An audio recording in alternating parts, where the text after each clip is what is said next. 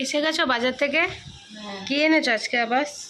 এই যে আজকে আমাদের তো শ্রাবণ পড়ে যাবে, এই জন্য লাস্ট এই মাংসই মটনে নিয়ে এসেছি। এই দেখো মটন এনেছি, দুবেলার মটন হয়ে যাবে। আমার তো বেশি লোক নেই, 3-4 জন মানুষ, 1 কিলো মাংস। আর এই সবজি টবজি নিয়ে এসছে একটু অল্প অল্পই, একটু ভেন্ডি নিয়ে এসছি, দেখো ভেন্ডি এনেছি। এখন এনে রাখছি, মানে শ্রাবণ মাসে আর কি খাবো। এই দেখ কারকল নিয়ে এসছি, কারকল ভাজা খেতে ভালোই লাগে আলু দিয়ে, একটু এটা নিয়ে এসছি। আর এখানে লঙ্কা আছে, আবার লঙ্কার দাম বেড়ে গেল, এর জন্য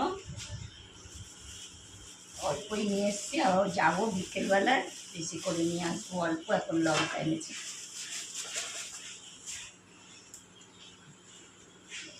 এখানে শসা এনেছি সালাদ খাওয়ার জন্য, লেবু নিয়ে এসেছি, এখানে টমাটো নিয়ে এসেছি। আর শ্রাবণ মাস, এখন সবাই সবজি খাবে, এখন সবজির দাম বেড়ে যাবে, সবজির দাম সব বেড়ে যাবে। এই একসাথে দুধ আনা হচ্ছে চা খাওয়ার জন্য, দুধ এই হচ্ছে। আর কি বাজার, এখন পরে বাজার হবে। আর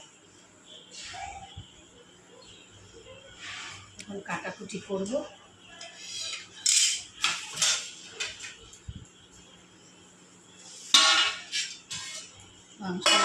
মাংসটার জন্য কেটে নিচ্ছি, মাংসের জন্য পেঁয়াজ আলু সব নিয়ে বসেছি। আজকে এই বাজারই?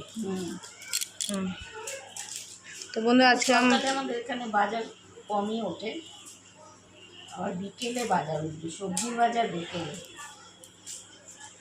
তো আজকে আমাদের এই বাজারই আছে মটন, টমেটো, ভিন্ডি, ক্যাপসিকাম, সালাদ, আর কি বলে এটাকে, কাঁকরোল ভাজা, দুধ। হ্যাঁ, তো আজকে এইটাই। চলো আবার কাটাকুটি হোক, তোমাদের নেক্সট ব্লগে দেখাবো কী কী রান্না হয়েছে।